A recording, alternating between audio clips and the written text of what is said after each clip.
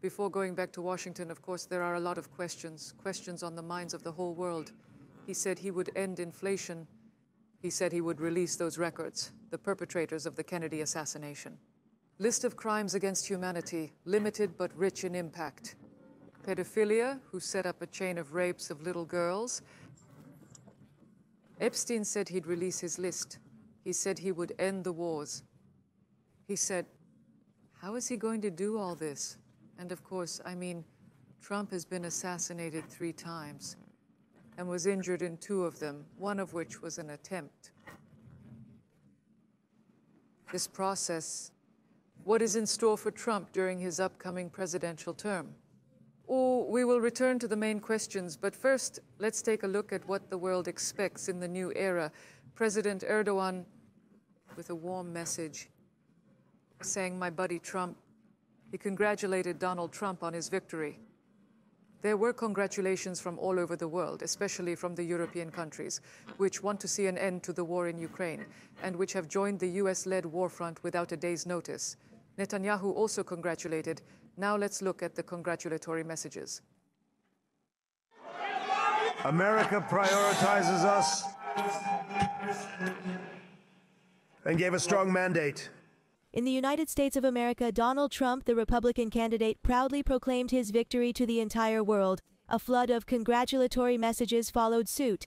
Recep Tayyip Erdogan, the president of Turkey, extended his congratulations to my dear friend Donald Trump on being re-elected as the president of the United States. In this new era, I have high hopes that the relationship between Turkey and the U.S. will grow stronger. Furthermore, I wish for an end to regional and global crises and conflicts, particularly those concerning the Palestinian issue and the war between Russia and Ukraine. I firmly believe that further efforts will be made towards creating a more equitable world. Among the world leaders who reacted swiftly, Hungarian Prime Minister Viktor Orbán stood out. Having previously expressed his support for Trump, Orbán described the election outcome as the most remarkable return in the history of American politics. He even went so far as to deem it an essential triumph for the entire world.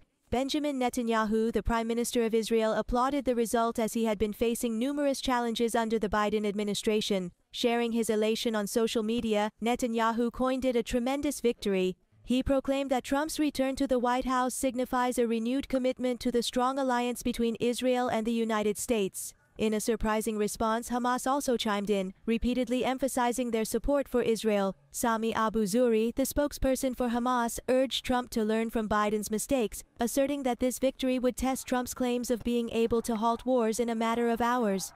This election result also holds great significance for the future of Ukraine. Trump had promised to end the war in Ukraine within 24 hours. Ukrainian President Volodymyr Zelensky cautiously expressed hope and appreciation for Trump's dedication to a peace-through-strength approach in global affairs. He believed that this stance could bring Ukraine closer to a just and lasting peace. Zelensky eagerly anticipated discussions with Trump on bolstering their strategic partnership with the United States. The Russian viewpoint, on the other hand, maintained a stance of not interfering in the internal matters of the United States. Dmitry Peskov, the spokesperson for the Kremlin, declined to comment. On the contrary, Deputy Chairman of the Russian Security Council, Medvedev, proclaimed that Kamala, referring to Vice President Kamala Harris, is finished, scoffing at her contagious laughter. Medvedev firmly asserted that the original objectives of the special military operation would remain unchanged and would be achieved. Several international leaders extended their congratulations as well.